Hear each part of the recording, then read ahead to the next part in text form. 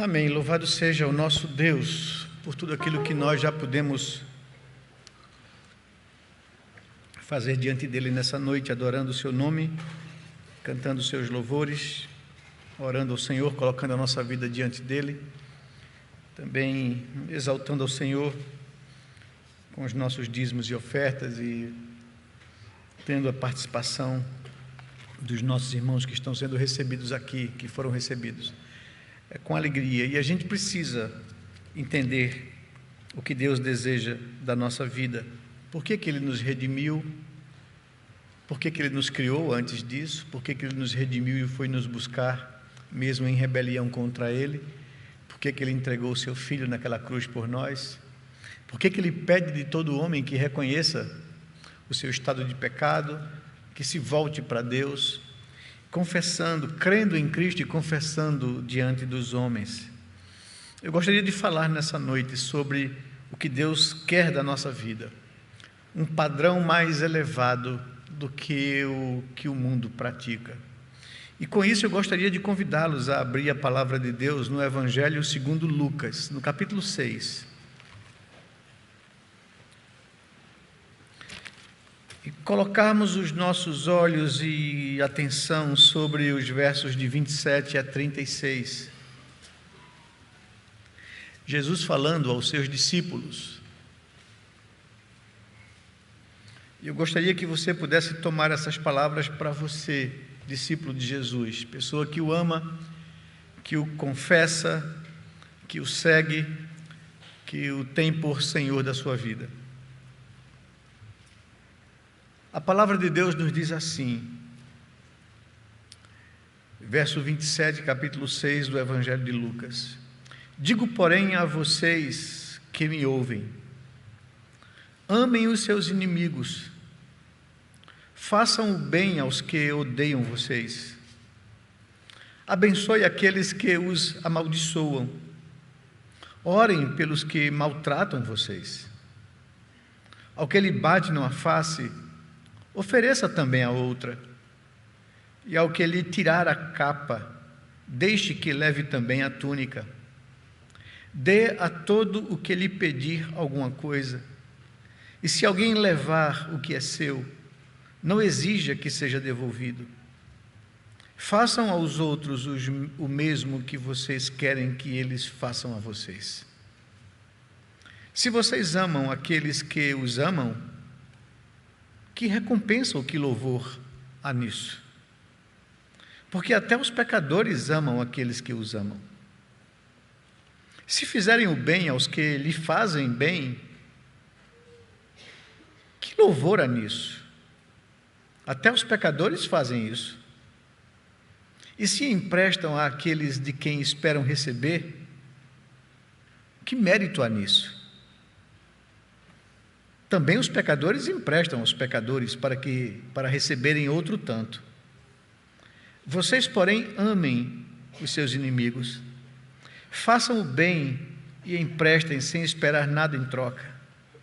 Vocês terão uma grande recompensa e serão filhos do Altíssimo, pois Ele é bondoso até para com os ingratos e maus. Sejam misericordiosos, como também é misericordioso o Pai de vocês. Vamos orar ao Senhor. Deus bendito, Pai de amor e misericórdia, aqui estamos, Senhor Deus, na Tua presença, te prestando esse culto que te é devido, que parte de corações que são gratos pela Tua misericórdia, pela Tua graça e pelo Teu amor manifesto em Cristo Jesus. Eis a razão pela qual estamos aqui, Senhor. É para te agradecer, é para cantar teus louvores, é para colocar as nossas vidas em tua presença, é para consagrar aquilo que somos e aquilo que temos ao Senhor.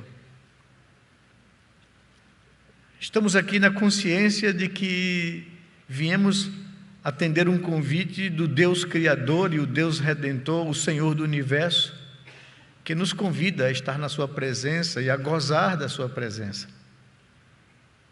Nesse momento, Pai, quando nós lemos a Tua palavra e paramos para entendê-la, buscar compreensão dela, te pedimos em nome de Jesus Usa de graça e misericórdia conosco. Fale ao nosso coração. Abra nosso entendimento. O Teu Espírito, que é o Consolador amado, nos guia a toda a verdade, nos fazendo entender a Tua palavra na sua clareza e na sua simplicidade. Desafia-nos, ó Senhor Deus, a viver um padrão de vida mais elevado, porque o Senhor nos criou e nos redimiu para isso, e colocou dentro de nós o Teu Espírito para nos instruir, nos treinar, nos preparar para viver a vida de Cristo Jesus. Perdoa os nossos pecados e desde já toma a nossa vida em Tuas mãos. É o que nós te pedimos, em nome de Jesus, Pai. Amém, Senhor Deus. Amém.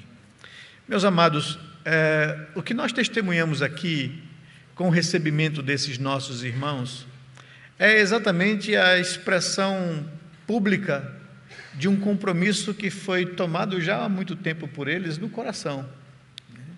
Eles estão professando ou assumindo uma fé pública, assumindo um compromisso público com Deus, diante da igreja, para ser parte dela e para, juntamente com aqueles que amam ao Senhor, serem trabalhados pelo Espírito Santo de Deus para se assemelharem a Cristo Jesus. Somos chamados cristãos, porque somos de fato miniaturas de Cristo, ou expressamos o caráter de Cristo. Esse é o trabalho de santificação do Espírito Santo. Para isso nós fomos redimidos e justificados dos nossos pecados. Por isso nós fomos trazidos de um mundo em rebelião contra Deus para uma vida com Deus. Por isso somos chamados santos. Fomos separados do mundo para Deus. E Deus agora trata com a nossa vida. Ele pega a mim e a você, pessoa que veio de um mundo cheio de mazelas, cheio de vícios de comportamento, e Ele vai talhando o nosso caráter e nos fazendo cada vez mais parecidos com Cristo. Porque Deus quer espelhar a glória de Cristo na minha e na sua vida.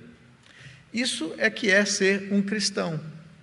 Isso é que é ser um discípulo de Jesus.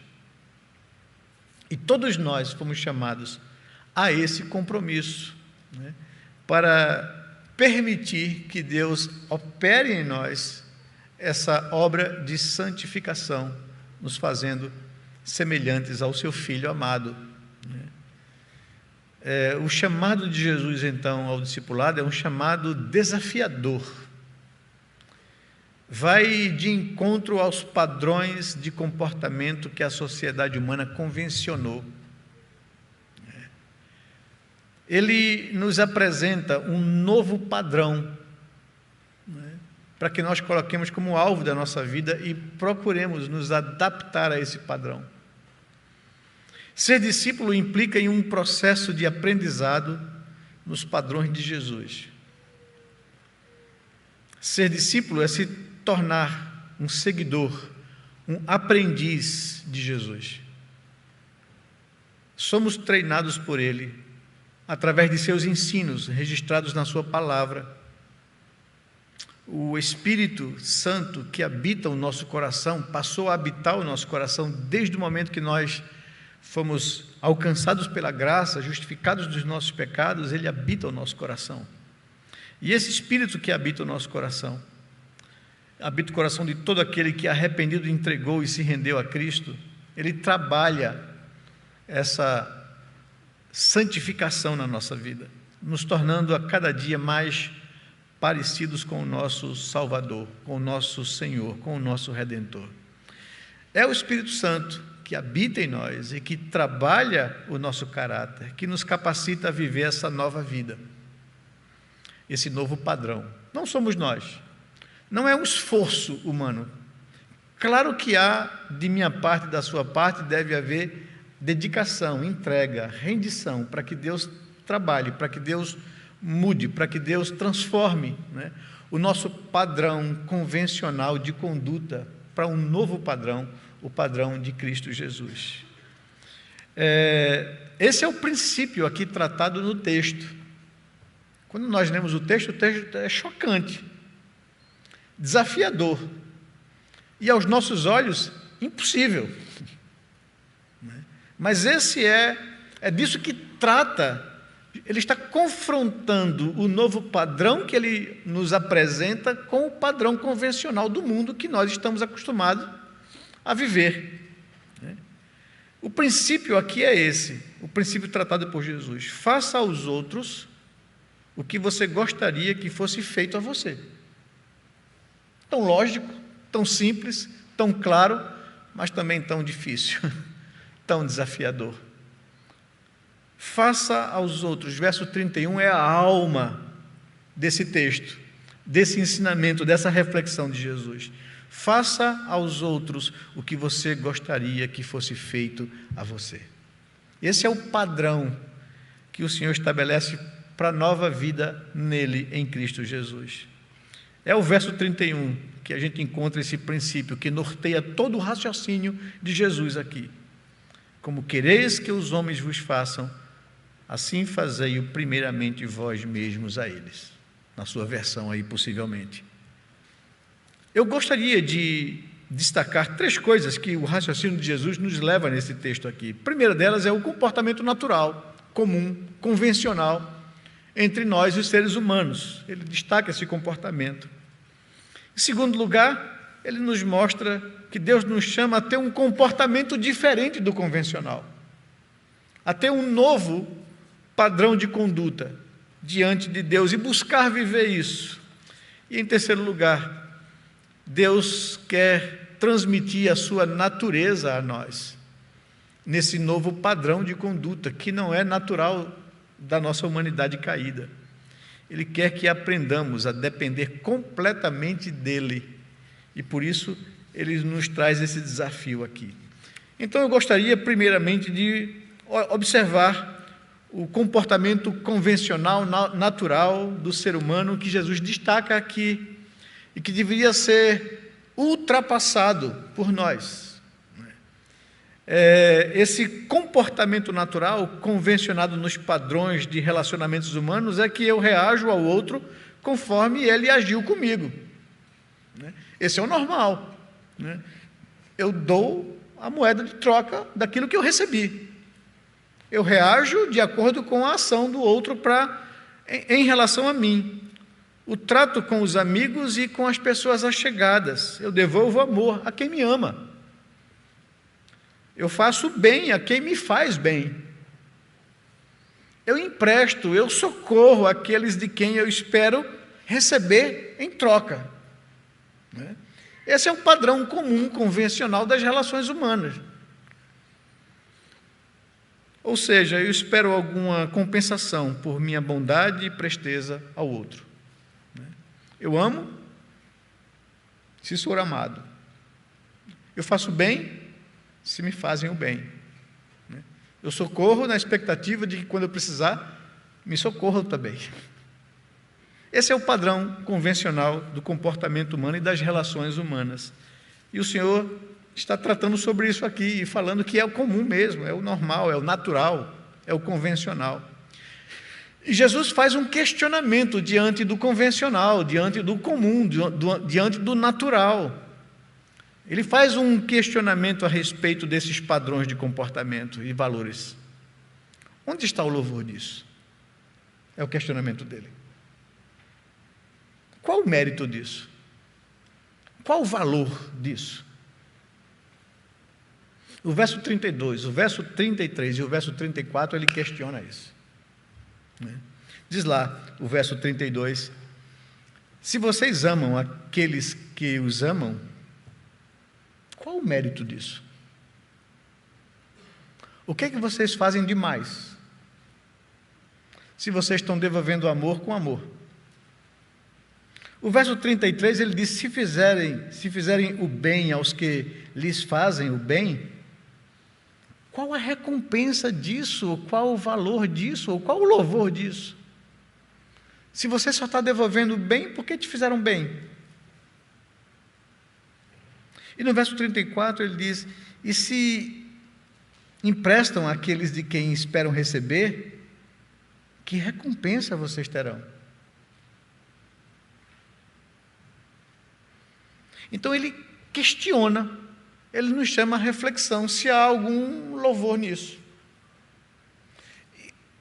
E eu acho que esse comportamento convencional até alimenta a nossa alma, nos dando satisfação quando nós amamos quem nos ama, ou quando fazemos o bem a quem nos faz o bem, nos sentimos bem, né? Ou que socorremos e emprestamos a alguém na expectativa de receber de volta.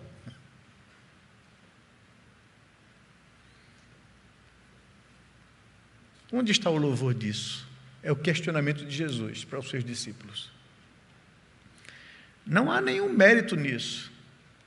A implicação da resposta, da reflexão dele é isso.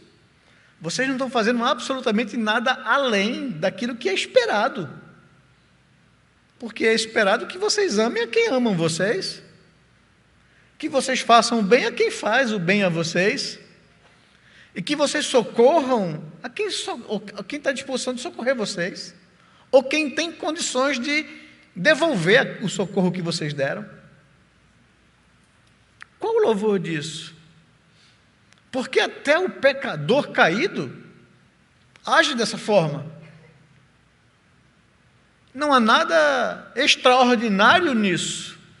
Esse é o padrão de comportamento humano, e vocês, ao fazerem assim, só se faz igual ao padrão do mundo caído. E aí então ele desafia, ele nos chama a pensar sobre essas coisas, sobre qual deve ser a nossa atitude, qual deveria ser o nosso padrão, a entendermos ao que ele nos chama. A razão pela qual nós fomos redimidos pelo Senhor. A razão pela qual ele entregou o seu Filho naquela cruz, para fazer diferença na nossa vida, nos usando como luz desse mundo, para causar diferença. Fomos chamados a ser diferentes e a fazer diferença, a causar diferença no mundo. O trato com os inimigos e com aqueles que não são próximos ou com aqueles que são distantes, é isso que vai nos desafiar. Ele diz que o convencional no mundo é que com os inimigos ou com aquelas pessoas que não fazem parte do nosso grupo de relacionamentos, não há demonstração de amor, não há demonstração de cuidado, de fazer o bem, não há sensibilidade ou prestação de socorro. O que há em uma relação é uma relação de interesse nas relações humanas. Eu lhe amo se você me amar. Eu faço bem a você se você me fizer bem. Eu te empresto ou te socorro se eu tiver certeza que você vai me devolver quando eu precisar. Então, as relações humanas comuns, normais, são relações de interesse, onde eu devolvo aquilo que eu recebo. Isso aí ele diz, ninguém precisa ser crente para se comportar dessa forma. Isso é o convencional no mundo. Não há nenhum louvor nisso. Não há nenhum mérito nisso. Não espere nenhuma recompensa de Deus por causa disso, por você se comportar como o mundo se comporta. Porque o padrão de Deus está na relação humana. Então, em segundo lugar, depois de estabelecer o padrão comum, natural e normal do mundo, o Senhor então nos desafia. Deus nos chama a ter um comportamento diferente, ou além disso. O verso 27 ao verso 30, ele fala sobre essas questões. Eu digo, porém, a vocês que me ouvem, ou que ouvem o meu ensino, que dão atenção ao meu ensino, amem os seus inimigos, façam o bem aos que odeiam vocês, abençoe aqueles que os amaldiçoam, orem pelos que maltratam vocês. Ao que ele bate numa face, ofereça também a outra. Ou seja, não reaja da mesma forma. Ao que ele tirar a capa, deixe que ele leve a túnica. Não entre em demanda com ele. para resgatar aquilo que de você foi tirado. Façam aos outros o que vocês querem que eles façam a vocês. Digo-vos, porém, a vocês que dão ouvido, olhem dessa forma, sejam diferentes, façam diferença. Ou seja, amem os vossos inimigos, façam bem ao que vos odeiam, fale bem daqueles que falam mal de vocês. Ore por aqueles que lhes caluniam. Ao que te faz um mal batendo numa face, oferece também a outra. Ao que tirar a tua capa, deixa levar a túnica. Se alguém levar o que é teu, não entre em demanda com ele. A pergunta que se faz é: seria isso ser besta? Se tornar um saco de pancada? Se eu me comportar desse jeito? Evidentemente, vão tirar vantagem de mim. A gente pensa dessa forma. O que é que o Senhor quer nos ensinar? Essa é a questão aqui.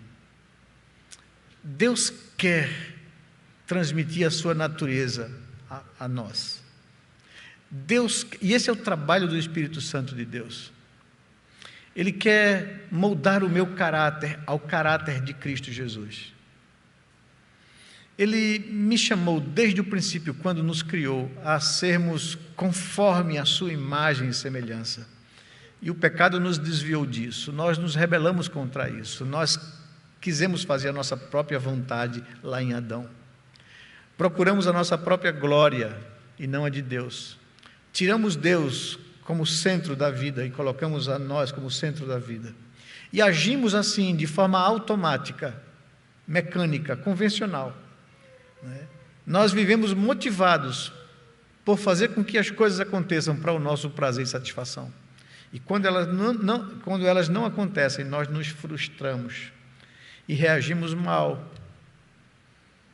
E nisso aqui Jesus diz: amamos quem nos ama, fazemos bem a quem nos faz, socorremos de quem nós esperamos troca ou retorno. Odiamos os nossos inimigos, tratamos com indiferença aqueles que não são do nosso ciclo de relacionamentos, não percebemos as pessoas. Não somos sensíveis à dor do outro. Vivemos a nossa vida centrados em nós mesmos. Esse é o comum e o padrão. E o Senhor está dizendo: não foi para isso que eu redimi vocês. Não foi para isso que eu morri naquela cruz.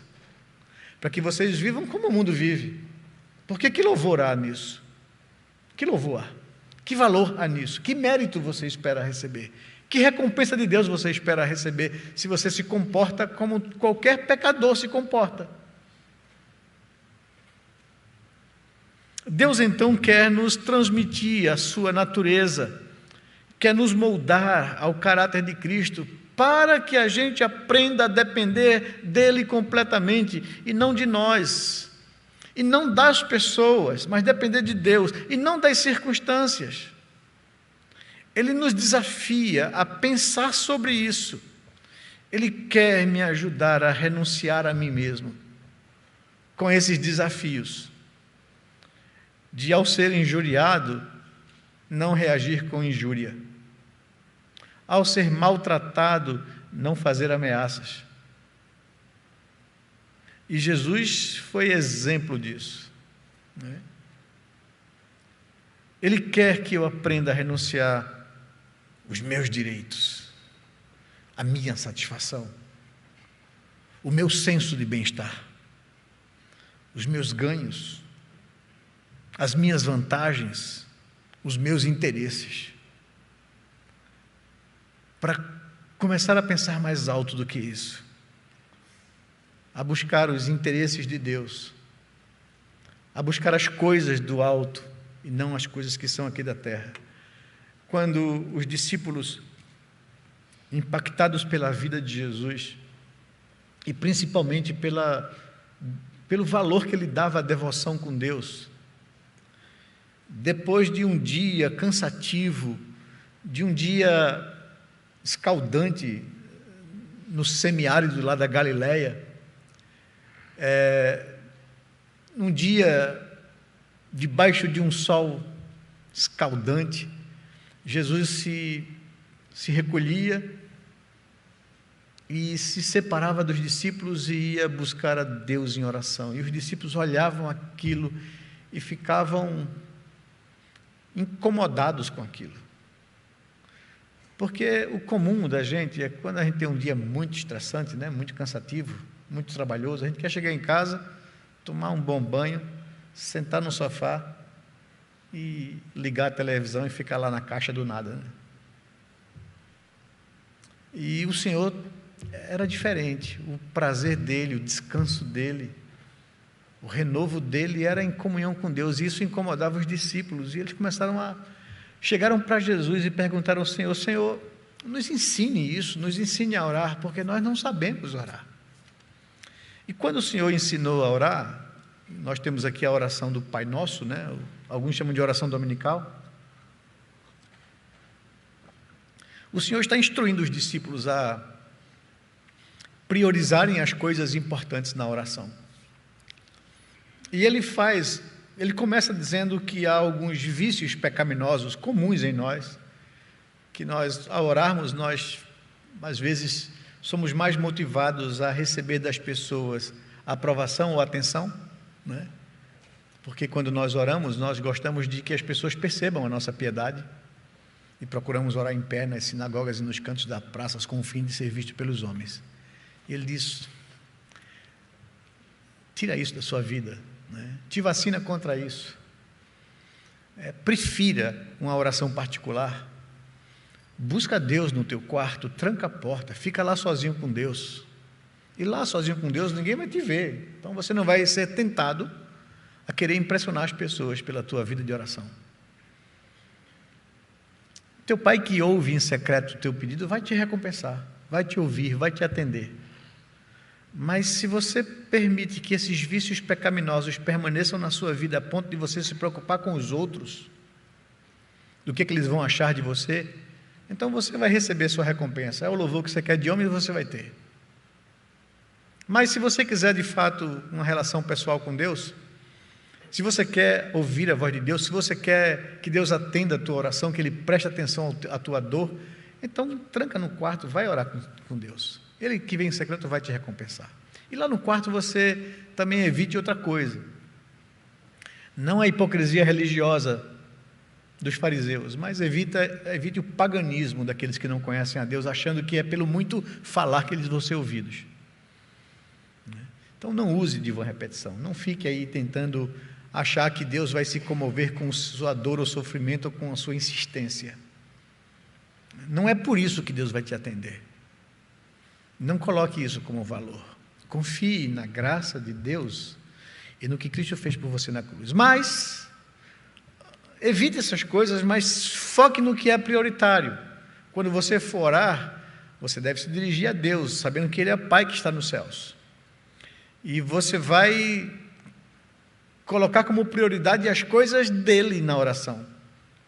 O que deveria mover sua vida, ou motivar sua vida de oração, são as coisas de Deus e não as suas coisas necessariamente. E aí ele nos dá uma cortada na jugular, né? Porque a gente tende a buscar Deus em oração mais intensamente quando a gente está em aflição, quando o bicho está pegando, quando a gente se sente em ameaça, quando a gente está necessitado de alguma coisa. Aí a gente intensifica as nossas orações com Deus. E Ele está corrigindo essa tendência pecaminosa de colocarmos as nossas necessidades em primeiro lugar na nossa vida. E Ele diz: quando você for orar, você vai primeiramente se dirigir a Deus e focar as coisas de Deus. Você vai focar no nome santo de Deus, para que o nome de Deus seja santificado e glorificado e conhecido. Essa deve ser sua preocupação no mundo. E nisso vai implicar várias coisas, inclusive essa aqui, de que eu vou viver o padrão que Deus quer que eu viva e Ele me dá o seu Espírito para forjar em mim o caráter de Cristo Jesus. Deixe que o Espírito Santo faça a obra na sua vida, para que você possa glorificar a Deus com a sua vida, para que a sua luz brilhe diante dos homens, para que eles vejam o comportamento diferente de vocês e glorifiquem o Pai que está nos céus. O nome de Deus, zelo pelas coisas de Deus, pelo nome de Deus. Peça a Deus para que o reino dele avance na terra. Peça a Deus para que a vontade dele seja estabelecida aqui entre nós, como ela é estabelecida nos céus. É o nome de Deus, é o reino de Deus, é a vontade de Deus. Essas coisas deveriam ser a sua prioridade. Jesus está nos corrigindo nisso. E aí a gente olha, será que é isso mesmo a minha prioridade em oração?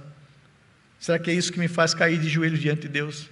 Será que é isso que me faz buscar a Deus? Me inquietar quando o nome dele não é glorificado, muito pelo contrário, quando as coisas dele são blasfemadas na nossa nação. Isso me inquieta, isso me incomoda. Quando eu vejo que o reino do mal domina, e eu gostaria que o reino de Deus é quem avançasse nesse mundo, o seu domínio nesse mundo, e que a sua vontade fosse feita. Então, em primeiro lugar, isso. Depois, as suas necessidades, o pão de cada dia, o perdão dos seus pecados, a proteção contra o mal e queda. E o Senhor então nos corrige, porque Ele quer tirar essa tendência pecaminosa do nosso comportamento comum, de priorizar as nossas coisas, o meu direito, a minha satisfação, o meu bem-estar, os meus interesses, as minhas vantagens. Ele diz: a melhor coisa que você tem, que eu uso para quebrar isso em você, é quando eu permito que o mal aconteça, que pessoas te odeiem, te injuriem, porque eu uso situações de desvantagem sobre sua vida para que você aprenda a depender de mim e não de você. Essas coisas nos humilham. A gente se indigna quando o nome da gente é posto em dúvida, quando falam mal da gente, quando mentem a nosso respeito. A gente fica indignado, machucado, e o Senhor está dizendo: eu quero usar essas coisas para que você aprenda a não depender de você e sim de mim. Esse é o padrão que eu quero para você. E saiba de uma coisa, e nós sabemos isso teoricamente, o difícil é a gente encarnar isso na prática. A gente sabe que Deus tem controle e governa todas as coisas. A gente sabe que nada pode frustrar os seus propósitos ou os seus planos. Com isso a gente sabe que nada nos atinge que Deus não permita. Não há algo, absolutamente nada nessa vida que possa vir sobre minha vida que esteja fora do controle de Deus. Nós sabemos isso teoricamente, mas o difícil é quando a gente passa pela experiência desfavorável, negativa, ruim, quando a gente se sente afetado por alguma coisa. Aí a reação nossa é a reação comum do mundo. A gente ama a quem ama. A gente faz bem a quem nos faz bem. A gente socorre e empresta a quem a gente espera que nos socorra ou nos empreste. Mas a quem eu não conheço, a quem não é do ciclo do meu relacionamento, indiferença. Ao meu inimigo que me fere, reajo da mesma forma com dureza. Jesus diz: o mundo faz isso. Qual o louvor de vocês serem meus discípulos, se vocês não são diferentes e nem causam diferença? E ele começa então a querer tratar a gente. E muitas vezes o caminho da humilhação, ou do confronto com o nosso bem-estar, ou com aquilo que nós esperamos que fosse, que acontecesse, quando isso acontece, Deus está usando essas situações desfavoráveis para tratar o nosso caráter, para nos fazer desafiar a viver um padrão diferente. E esse é o nosso grande desafio: sair do convencional para entrar num padrão que Deus estabelece e quer para a gente. Nós não somos suficientes para isso. Não há em nós a capacidade de ultrapassar esse padrão convencional. Por isso o Senhor nos coloca o seu Espírito, Por isso o Espírito Santo habita o nosso coração, por isso ele é o autor da santificação. Por isso ele trata comigo e com você, para me fazer, para me capacitar, para me treinar a ser como Cristo Jesus. Ele quer me ensinar a confiar nele e quer que eu seja recompensado todas as vezes que eu consigo fazer isso. Ele diz que quando eu ultrapasso o padrão convencional e amo a quem me persegue, e faço bem a quem me faz o mal, e que bendigo a quem me maldiz, né? E que não demando o outro na mesma medida que eu sou demandado, ele disse: será grande o seu galardão, será grande a sua recompensa. Verso 35, ele então nos diz isso: vocês, porém, amem os seus inimigos, façam o bem e emprestem sem esperar nada em troca, vocês terão uma grande recompensa, né? Sou eu quem vou recompensar vocês. É a primeira coisa que o Senhor então nos mostra aqui. Amar o inimigo, fazer-lhe o bem, prestar ajuda sem esperar nada em troca. Vocês aprenderão a confiar em mim e serão recompensados por isso. Em segundo lugar, ele diz que assim e só assim seremos semelhantes a ele e demonstraremos ser filhos de Deus, né? Vocês terão uma grande recompensa e vocês serão filhos do Altíssimo, ou demonstrarão, ou comprovarão, né, que vocês são diferentes do mundo, que algo novo aconteceu em vocês, que vocês não fazem mais parte do convencional, que há uma força gerada pelo Espírito Santo de Deus em vocês, que eleva o padrão de conduta e de reação de vocês diante das dificuldades do mundo. Aí sim, vocês serão semelhantes a mim. E aí sim o mundo vai ver que há algo de Deus na vida de vocês. Vocês serão reconhecidos como filhos de Deus. Pois a natureza de Deus é benigna, até com os homens ingratos e maus, diz o verso 35. Pois ele é bondoso até para com os ingratos e maus. Deus faz cair chuvas sobre bons e sobre maus. Deus poupa homens ingratos e maus de consequências maiores na sua vida. A graça de Deus freia o pecado, assiste os homens na sua misericórdia. Deus é um Deus bondoso para com a humanidade, apesar da humanidade se rebelar contra ele. E ele está dizendo: é isso que eu quero de vocês e que eu espero de vocês. Vocês vão glorificar o meu nome, eu espelhar a minha graça e a minha glória no mundo, quando vocês agirem diferente do convencional. Quando vocês conseguirem ir além desse padrão comum. Aí vocês vão espelhar a minha glória. Deus quer ser conhecido no mundo através da minha vida e da sua vida. É por isso que ele diz lá em Mateus capítulo 5, na conclusão das bem-aventuranças, que a vida de vocês brilhe diante dos homens, para que eles vejam o comportamento de vocês, a conduta diferente de vocês, e glorifiquem ao Pai que está nos céus. Essa é a maneira que Deus estabeleceu para que o mundo lhe conheça, o conheça, é vendo através da minha vida e da sua vida, da igreja, a diferença. Eles não se comportam como normal. Nós somos anormais. Nós somos diferentes. E precisamos agir com diferença. Esse é o desafio. Será grande o galardão ou a recompensa de vocês. Vocês cumprirão o propósito pelo qual vocês foram redimidos. Vocês expressarão a glória de Deus, demonstrarão, comprovarão para as pessoas que são filhos de Deus.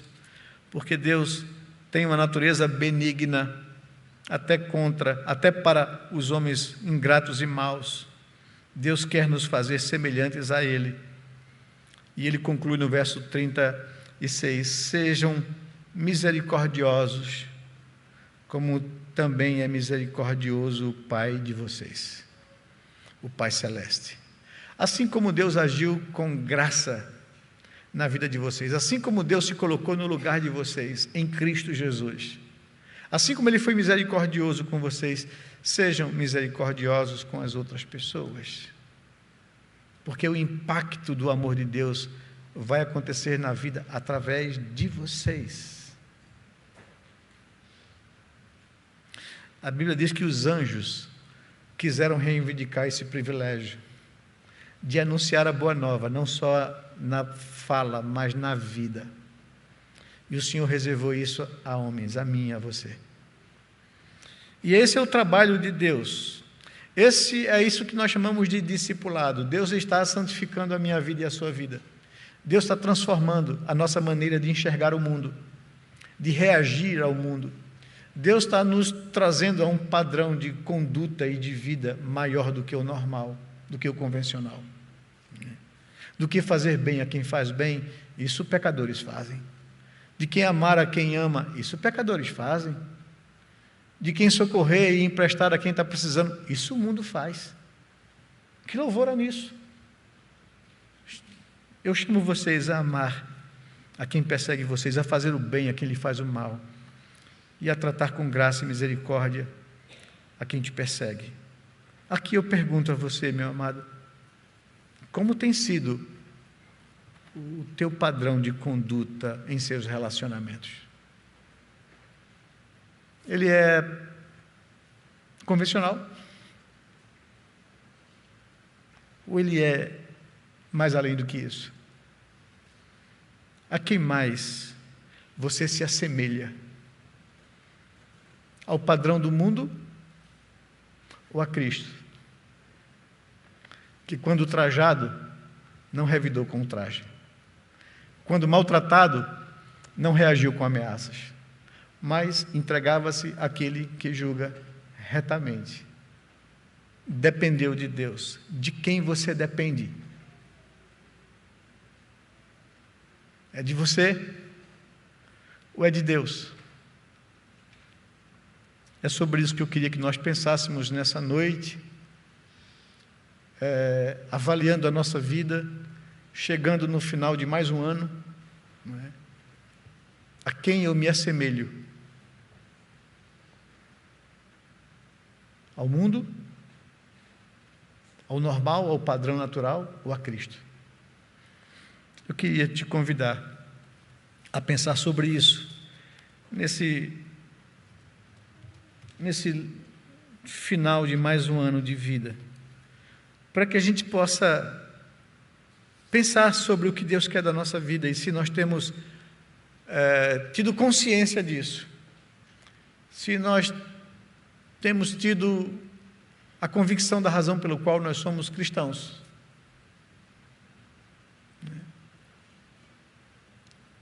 E que Deus possa usar de graça e misericórdia conosco. Eu queria convidar vocês a parar um momento e a orar a Deus, a colocar o seu coração diante do Senhor, a pensar sobre essas palavras do Senhor Jesus.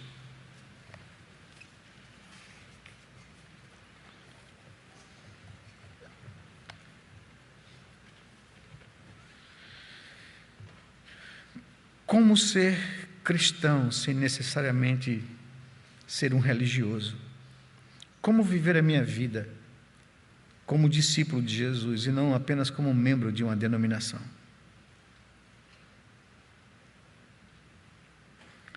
Pai querido, Deus amado, olha para as nossas vidas, Senhor.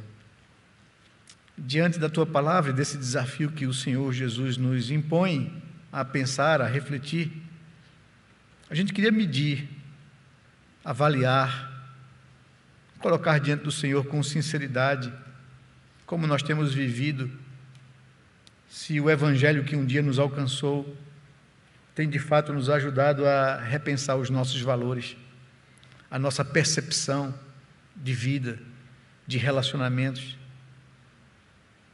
Quantas vezes nós vimos e entramos na igreja e saímos e nem olhamos de lado, nem percebemos as pessoas, estamos tão envolvidos com as nossas próprias necessidades, com a nossa própria vida, com as nossas próprias preocupações, que muitas vezes a gente não tem essa atitude de misericórdia, como o Senhor é misericordioso.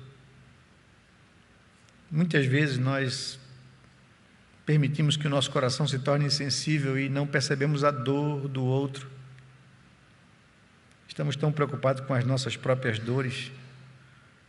Ó Senhor, tenha misericórdia de nossas vidas. Nos perdoe, porque apesar de termos sido resgatados, regenerados pelo Senhor, muitas vezes vivemos o mesmo padrão de comportamento convencional de um mundo caído. E nos achamos bem porque só agimos com amor com quem nos ama e fazemos o bem com quem nos faz o bem. E o Senhor nos confronta. Qual o valor disso? Ninguém precisa ser regenerado para agir dessa forma, o mundo age assim. Oh, meu Deus, em nome de Jesus, tenha misericórdia da nossa vida e nos ajude a ter olhos abertos para aquilo que o Senhor quer fazer em nós, para que tenhamos ouvidos abertos para ouvir a voz do Teu Espírito que habita o nosso coração, para perceber que nenhuma situação da nossa vida foge ao Teu controle e a esse objetivo e propósito do Senhor trabalhar o nosso ser para sermos mais parecidos com Cristo, reagindo de acordo com a Tua vontade. Ajuda-nos, ó Senhor Deus, a viver a vida dessa forma, com esse olhar, para que de fato e verdade sejamos reconhecidos como filhos de Deus, para que de fato e verdade possamos ter do Senhor a aprovação e o Senhor poder olhar para a nossa vida como olhasse para a vida do Teu Filho Jesus e poder dizer de nós o mesmo que o Senhor disse dele, porque estamos sendo trabalhados para sermos parecidos com Ele. A mesma coisa que o Senhor disse da vida de Jó, meu servo Jó, homem bom e fiel, que o Senhor possa olhar para a nossa vida e também ter prazer em nós, Senhor.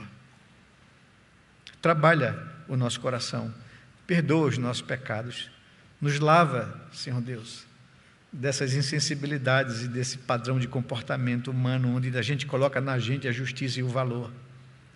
Nos ensina a depender mais de Cristo Jesus, a confiar mais no Senhor, a entregar ao Senhor a nossa causa e não tomarmos a justiça em nossas mãos. Abençoa a nossa vida, Senhor Deus, e faz com que no fechar de mais um ano a gente possa pensar de forma mais objetiva da razão pela qual nós estamos aqui nesse mundo e por que fomos redimidos pelo Senhor. Porque queremos cumprir o propósito pelo qual o Senhor nos criou e nos redimiu, que é viver para a Tua honra e glória. Nós agradecemos pela Tua palavra, por essa noite, porque o Senhor nos desafia, nos confronta a viver um padrão muito mais além do que o mundo vive. Nós oramos ao Senhor, confiados na graça, na Tua misericórdia, no Espírito do Senhor que em nós habita, que aquele que começou a boa obra em nós, há de completá-la até o dia de Cristo Jesus. Essa é a nossa certeza e a nossa esperança, e é nisso que nós renovamos a nossa força com o Senhor. Em nome de Jesus nós oramos a Ti, Pai. Amém, Senhor Deus, amém.